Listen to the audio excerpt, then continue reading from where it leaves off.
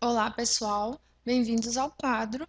Vamos nessa aula dar alguns exemplos sobre o raio atômico e sobre energia de ionização. Na verdade, nós vamos treinar um pouquinho aí com o que nós aprendemos sobre esses dois conceitos. Quando se trata de raio atômico, nesse exemplo nós vamos classificar esses 5 elementos químicos de forma crescente, ou seja, do menor para o maior raio atômico. Quando nós pensamos em raio atômico, duas condições devem ser observadas. A primeira é a quantidade de camadas eletrônicas que esses elementos químicos possuem, ou seja, em qual período da tabela periódica eles estão. Porque quanto maior é o número de camadas eletrônicas, maior será o raio atômico. Agora, se os elementos químicos estiverem em um mesmo período da tabela periódica, ou seja, possuem o mesmo número de camadas, aí nós vamos olhar para o núcleo. Por quê? Porque quanto maior for o núcleo, menor será o raio atômico, uma vez que um núcleo maior atrai mais os elétrons da última camada, e isso provoca uma diminuição do raio atômico, ok? Então, olhando para esses 5 elementos, vamos classificá-los em ordem crescente. Primeira coisa que nós vamos observar, então, é em qual período esses elementos químicos estão localizados. O magnésio, ele está aqui, ó, no terceiro período da tabela periódica.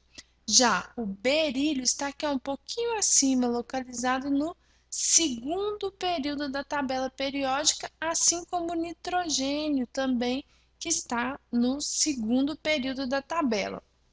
Já o cálcio está aqui, ó, logo abaixo do magnésio, no quarto período da tabela periódica, junto ao berílio, que está aqui, ó, um pouquinho à frente, também no quarto período. Então, olhando para os períodos somente, o berílio e o nitrogênio possuem os menores raios, enquanto o cálcio e o bromo possuem os maiores raios. Então, nós vamos classificá-los agora.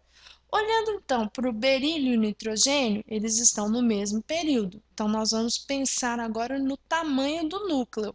Quanto maior for o núcleo, menor será o raio atômico. Ou seja, o nitrogênio ele possui um núcleo com 7 elétrons, ele tem então um raio atômico menor que o raio do berílio, que possui um núcleo com apenas 4 elétrons.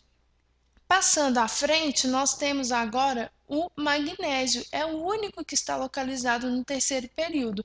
Ele tem um raio atômico maior que o berílio e o nitrogênio. Por quê? Porque ele tem uma camada eletrônica a mais. Seguindo agora para os elementos que estão no quarto período e por isso eles possuem raios atômicos maiores, nós vamos olhar então para o núcleo do cálcio e do bromo.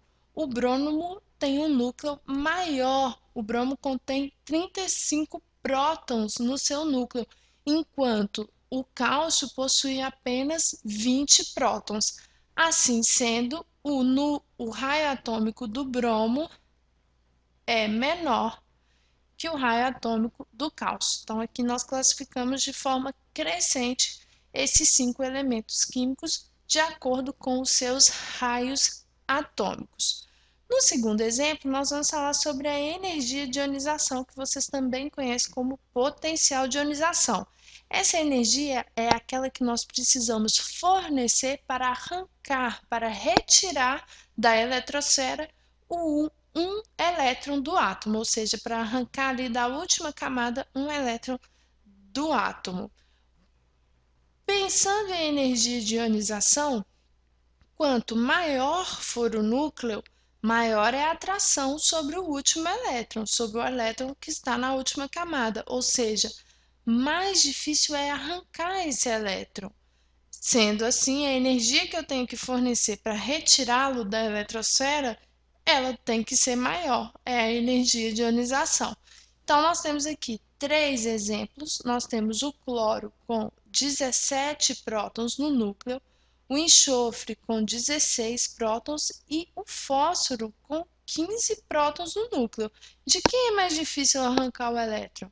é mais difícil arrancar o elétron do átomo de cloro, porque o núcleo dele é maior e atrai mais os elétrons aqui da terceira camada. Aqui nós estamos olhando três exemplos, três elementos que só possuem três camadas eletrônicas.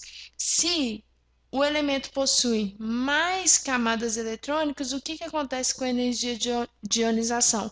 Ela tende a diminuir. Já quanto menor o número de camadas, maior será a atração do núcleo sobre aquelas poucas camadas e maior a energia de ionização que eu vou precisar, tá? Então, aqui nós estamos olhando para três elementos com a mesma quantidade de camadas. Olhando esses três elementos, eu só penso no tamanho do núcleo. O cloro tem um núcleo maior, então a energia de ionização do cloro é maior que a energia de ionização do enxofre, que é maior que a energia de ionização do fósforo. Só um paralelo que eu quero fazer com vocês antes de terminar essa aula é que elementos químicos que possuem baixa energia de ionização, eles tendem a formar cátions. Por quê? Os cátions são aqueles íons positivos que perdem facilmente um elétron, ou seja, eles perdem facilmente esse elétron justamente porque a energia de ionização desses elementos é menor, ok? Espero que vocês tenham compreendido. Se tiverem alguma dúvida, vocês podem compartilhar com outros colegas lá na nossa rede em umquadro.com.br. Um grande abraço e bons estudos!